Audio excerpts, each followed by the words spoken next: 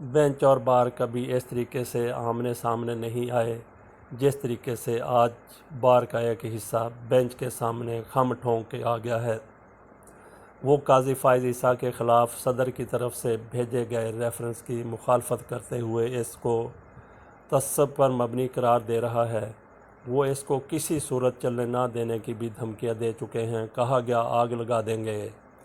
کارروائی نہیں چلنے دیں گے، ریفرنس پھاڑ کے پھینک دیں گے۔ ججوں کو اور اپنے ساتھی وکلاء کو جو اس کے برعکس نقطہ نظر رکھتے تھے ان کو حرامی تک کہا گیا، ان کو عجیب و غریب ناموں سے پکارا گیا، گالیاں دی گئیں۔ بہرحال قانون اپنا راستہ بنا لیتا ہے۔ قانون نے اپنا راستہ بنایا۔ قاضی فائز عیسیٰ کے خلاف ریفرنس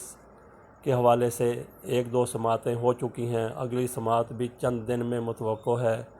قاضی فائز عیسیٰ نے تازہ ترین ڈیولپمنٹ یہ کی ہے کہ انہوں نے ایک اور لیٹر سپریم کورٹ کو لکھ دیا۔ اس سے پہلے وہ ایک خط اپنے ریفرنس کے بعد صدر پاکستان کو بھی لکھ چکے تھے۔ آج جو خط لکھا ہے اس میں قاضی فائز عیسیٰ نے چیف جسٹس پاکستان سے درخواست کی ہے کہ ان کے خلاف ثبوت مہیا کیے جائیں تاکہ اظہار وجوہ کے نوٹس کے جواب میں وہ اپنا جواب تیار کر لیں۔ اس کے ساتھ انہوں نے یہ درخواست بھی کی کہ اس سے قبل ان کی جانب سے سپریم جوڈیشل کونسل میں جمع کروائے گئے جوابات منظر عام پر لائے جائیں۔ اس پیش رفت سے باخبر ذرائع کا کہنا ہے کہ چیف جسٹس کو لکھے گئے نوٹس میں جسٹس قاضی فائز عیسیٰ نے کہا تھا کہ چونکہ ان کے خلاف لگائے گئے تمام الزامات کی معلومات عوام کو ہے، لہٰذا ان کے جواب کو بھی منظر عام پر لایا جانا چاہیے۔ قاضی فائز عیسیٰ نہ جانے کس زوم میں اتنی تیزی اور تراری میں نظر آ رہے ہیں کہ جہاں پہ انہوں نے پیش ہونا ہے اسی پلیٹ فارم کو اپنے ساتھیوں کے ذریعے چیلنج کروا رہے ہیں، خود بھی کچھ کسر نہیں چھوڑ رہے بے دستور ایسی باتیں کرنے سے جس سے ان کے ساتھ جو پہلے سے موجود اختلافات ہیں وہ ان کو مزید بڑھاوا مل رہا ہے۔ یہ خیال رہنا چاہیے کہ جسٹس قاضی فائز عیسیٰ نے یہی درخواست سپریم جوڈیشل کونسل کی 14 جون کو ہونے والی پہلی سماعت میں بھی کی تھی۔ 14 جون کی سماعت کے بعد جسٹس قاضی فائز عیسیٰ اور سندھ ہائی کورٹ کے جسٹس کے آغا کے خلاف صدارتی ریفرنس کی نقول دونوں ججوں کو فراہم کر کے ان سے الزامات پر جواب طلب کیا گیا تھا۔ تاہم اس وقت کسی بھی جج کو سپریم جوڈیشل کونسل کی جانب سے اظہار وجوہ کا نوٹس جاری نہیں کیا گیا تھا۔ بعد ازاں 12 جولائی کو ہونے والی سماعت کے بعد ریفرنس کے حوالے سے جسٹس قاضی فائز عیسیٰ کو اظہار وجوہ کے 2 نوٹس جاری کیے گئے، جس میں ان پر برطانیہ میں اہلیہ اور بچوں کے نام پر جائیداد رکھنے کا الزام عائد کیا گیا۔ یہ تو کوئی شاید اتنا زیادہ سنجیدہ قسم کا نوٹس نہ ہو، لیکن دوسرا نوٹس جو ہے جس کا جواز خود قاضی فائز عیسیٰ نے بے جا طور پہ مہیا کر دیا، اس نوٹس میں کہا گیا کہ صدر عارف علوی کو لکھے گئے خطوط پر لاہور سے تعلق رکھنے والے ایک وکیل کی جانب سے دائر ریفرنس پر یہ نوٹس جاری کیا گیا۔ جسٹس قاضی فائز عیسیٰ کو اظہار وجوہ کے نوٹس 17 جولائی کو موصول ہوئے تھے، جس میں انہیں نوٹسز پر 15 دن میں جواب دینے کی ہدایت کی گئی تھی۔ یاد رہے صدر کو ارسال کیے گئے اپنے دوسرے خط میں جسٹس قاضی فائز عیسیٰ نے استفسار کیا تھا کہ آیا وزیر اعظم پاکستان نے اپنے ٹیکس ریٹرنز میں اپنی بیویوں اور بچوں کی ملکیت میں موجود جائیدادوں کی تفصیلات فراہم کی ہیں؟ یہ سوال قاضی فائز عیسیٰ نے صدر سے کر رہے ہیں کہ یا صدر سے کیا جنہوں نے ریفرنس بھیجا تھا، تو گویا کھینچ کے وزیر اعظم کو اپنے سامنے لے آئے، اور اگر یہ بحال ہو جاتے ہیں، ان کے خلاف ریفرنس نہیں چلتا، تو وزیر اعظم کے بارے میں جو ایسا کہہ رہے ہیں، پھر ورکنگ ریلیشن شپ جب یہ متوقع چیف جسٹس ہیں، چیف جسٹس انہوں نے بننا ہے 2023 میں، اور اس وقت تحریک انصاف کی حکومت ہی ہونی ہے، اس وقت کیسا ورکنگ ریلیشن شپ ہوگا ان کا وزیر اعظم کے ساتھ، جن کے بارے میں ایسا متعصبانہ انہوں نے بیان جاری کر دیا، اپنے لیٹر میں لکھ دیا۔ انہوں نے کہا تھا، قاضی فائز عیسیٰ نے کہا تھا صدر کے نام خط میں، اگر وزیر اعظم نے خود ایسا نہیں کیا تھا تو انہیں صدر کو ریفرنس دائر کرنے کی تجویز نہیں دینی چاہیے تھی۔ یہاں پہ قاضی فائز عیسیٰ ملزم ہے، منصف نہیں ہے، لیکن یہاں پہ وہ ایک منصف کی طرح بات کرتے ہوئے نظر آ رہے ہیں۔ جیسے ریمارکس وہ اپنے کیسز میں دیتے رہے، اسی طرح کا یہ بھی ایک کمنٹ آپ سمجھ لیجئے اس کو۔ تو یہ وزیر اعظم کے حکومت کے بارے میں جس جج کی واضح طور پر ایسی سوچ ہو تو پھر آپ دیکھ لیں کہ ان کا ورکنگ ریلیشن شپ کیا ہو سکتا ہے۔ اپنے خط میں انہوں نے اس بات پر بھی افسوس کا اظہار کیا تھا کہ کونسل کی جانب سے کوئی نوٹس جاری ہونے سے قبل ہی منصفانہ سماعت کے اصول اور ججز کو حاصل آئینی تحفظ کی خلاف ورزی کی گئی۔ انہوں نے شکوہ کیا تھا کہ حکومت کے ارکان کی جانب سے آدھے ادھورے سچ کو بنیاد بنا کر انہیں اور ان کے خاندان کو بدنام کرنے کی کوشش کی گئی ہے، جو انتہائی پریشان کن ہے۔ خط میں کہا گیا تھا کہ اگر مقصد نجی زندگیوں کو مداخلت کرنا اور رازداری کی خلاف ورزی کرتے ہوئے سازش کرنا ہے تو پورے سچ کو کیوں چھپایا گیا؟ جسٹس قاضی فائز عیسیٰ نے کہا تھا کہ حکومت کی جانب سے تفتیش کرنے والے لازمی طور پر جانتے ہوں گے کہ اپنی تعلیم مکمل کرنے کے بعد ان کے دونوں بچوں نے لندن میں کام کیا اور حکومتی افراد کی جانب سے 3 جائیدادوں کی جس تفصیل کو توڑ مروڑ کر پیش کیا گیا وہاں وہ اپنے اہل خانہ کے ساتھ رہائش پذیر ہیں۔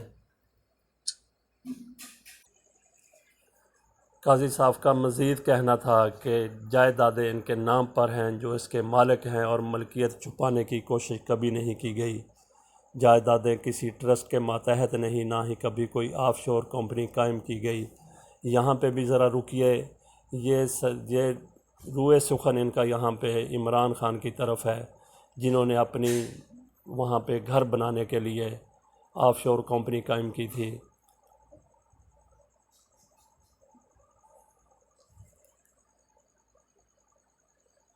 خط میں مزید کہا گیا تھا کہ جج پر اپنے فنانشلز ظاہر کرنا لازمی نہیں، لیکن انہوں نے رضاکارانہ طور پر ایسا کیا کیونکہ ان کی دیانتداری پر شک ظاہر کیا گیا تھا۔ اس میں مزید کہا گیا تھا کہ جسٹس قاضی فائز عیسیٰ پاکستان کے ٹیکس نظام کے تابع دار ہیں اور کبھی بھی ان کی جائیدادوں یا اہلیہ اور بچوں سے متعلق کوئی نوٹس موصول نہیں ہوا۔ خط میں کہا گیا تھا کہ جب سے انہوں نے یہ پیشہ اختیار کیا وہ انکم ٹیکس ادا کرتے ہیں، ان کے خلاف انکم ٹیکس ڈپارٹمنٹ کی کوئی شکایت موجود نہیں ہے، نہ ہی ان کے خلاف انکم ٹیکس کی کوئی کارروائی جاری ہے۔ قاضی فائز عیسیٰ کے خلاف درج کیے گئے ریفرنس کے بارے میں وزارت قانون و انصاف کے ترجمان کا کیا کہنا ہے، وہ بھی ذرا ملاحظہ کیجیے۔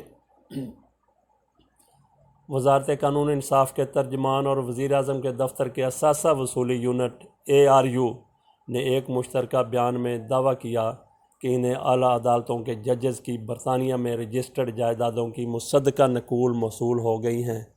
جن کی بنیاد پر سپریم جوڈیشل کونسل SJC میں ان کے خلاف ریفرنس دائر کیا گیا۔ مذکورہ نقول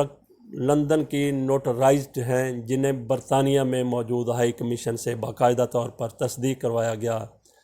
اس حوالے سے بتاتے ہوئے ان کا مزید کہنا تھا کہ ایسا مؤثر نظام قائم کرنے کی شدید ضرورت ہے جہاں پاکستانیوں کے بیرون ملک موجود اثاثوں کی نشاندہی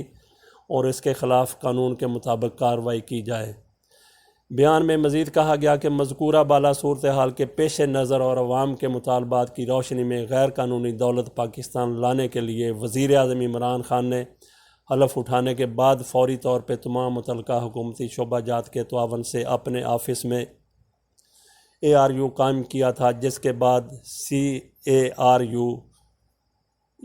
بعد ARU اپنی ذمہ داریوں کو نبھانے کے لیے انتھک محنت کر رہا ہے۔ ARU نے پاکستانیوں کی بیرون ملک جائیدادوں کی نشاندہی کر کے ان کے بارے میں متعلقہ محکموں کو آگاہ کیا۔ بیان میں مزید کہا گیا کہ مندرجہ باتوں کے پس منظر میں ARU کو 3 ججز کی غیر ملکی جائیدادوں سے متعلق شکایات معلومات موصول ہوئیں۔ وزارت قانون و انصاف کے زیر سایہ ججز سے متعلق معاملات کے رول آف بزنس 1973 کے تحت یہ شکایات اور معلومات مناسب کارروائی کے لیے وزارت کے سامنے پیش کی گئیں، جس کے بعد وزارت قانون نے ARU کو شکایات کے مواد کی تصدیق کی ہدایت کی، جس کا سیدھا سادہ مطلب یہ ہے کہ کارروائی صرف اس صورت میں کی جائے گی جب تصدیق ہو جائے۔ اس لیے ARU نے تصدیق کا عمل شروع کیا اور متعلقہ اثاثوں میں رجسٹرڈ زمین کی مصدقہ نقول حاصل کی۔ تمام معلومات اور شکایات موصول ہونے پر ARU، اٹارنی جنرل پاکستان، وزارت قانون و انصاف، وزیر اعظم اور صدر مملکت نے اسے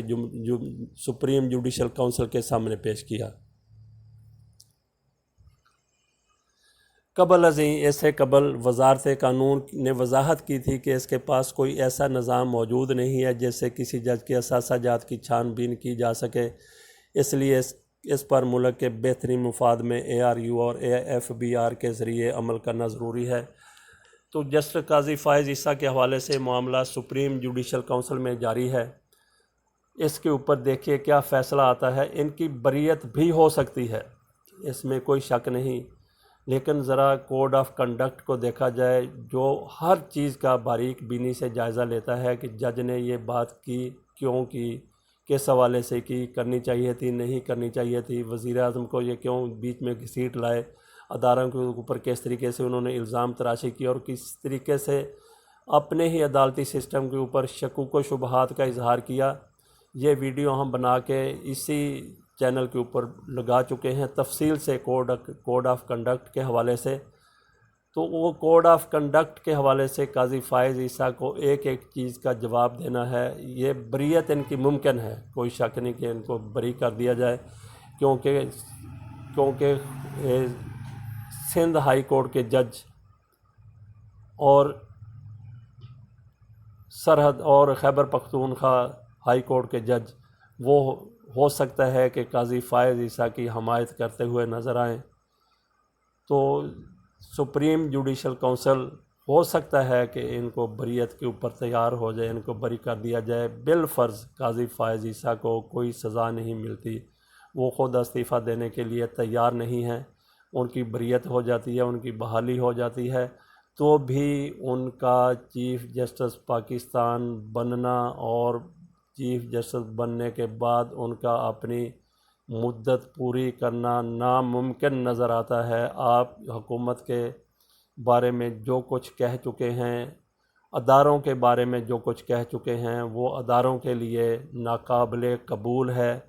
سندھ ہائی کورٹ کے ایک چیف جسٹس کا بیٹا اغوا ہو گیا تھا، پوری دنیا کو معلوم ہے، وہ بھی اسی طریقے سے باتیں کرتے تھے، اداروں کے خلاف باتیں کرتے تھے۔ تو بیٹا ان کا اغوا ہوا تو چیف آف آرمی سٹاف ملے ہیں جا کے عدالت کے اندر اس جج صاحب کو، انہوں نے کہا جی کہ آپ کا بیٹا رہا ہو جائے گا، آپ کا بیٹا، ہم اس کو کوئی کسر نہیں چھوڑیں گے اس کی بازیابی کے لیے، اور ان کے بیٹے کو بازیاب کروایا گیا۔ جج صاحب راہ راست پر آ گئے، اداروں کے حوالے سے جو کچھ ان کا نقطہ نظر پہلے تھا اس پر انہوں نے نظر ثانی کر لی، اور اس کے بعد پھر معاملہ درست چلتے رہے۔ آج کل وہ سپریم کورٹ میں بیٹھے ہوئے ہیں۔ تو قاضی فائز عیسیٰ اور اسلام آباد ہائی کورٹ کے اسلام آباد کے جسٹس صدیقی، وہ چیف جسٹس بننے والے تھے، وہ بھی اداروں کے خلاف اسی طرح کی باتیں کر رہے تھے، بلکہ وہ تو زیادہ ہی کچھ میاں نواز شریف کی حمایت میں کچھ زیادہ ہی آگے بڑھ گئے تھے اداروں کے حوالے سے، جس طریقے سے انہوں نے تضحیک آمیز باتیں کی، اور ان کو پھر صدیقی صاحب کو، شوکت عزیز صدیقی کو اپنے منصب سے الگ ہونا پڑا تھا۔ تو آپ پاکستان کے خلاف، پاکستان کے اداروں کے خلاف، اور خاص طور پہ مذہب کے خلاف باتیں کریں گے تو پھر بھی آپ یہ امید رکھیں گے کہ آپ اعلیٰ ترین منصب کے اوپر آئیں اور اس کے اوپر برقرار رہیں، یہ آپ کی خواہش تو ہو سکتی ہے۔ تو باقی دیگر جو ہیں ان کی خواہش ہے یا نہیں ہے، اس کو بڑا عمل دخل ہے اس حوالے سے۔ اللہ حافظ، اللہ پاکستان کا حامی و ناصر ہو۔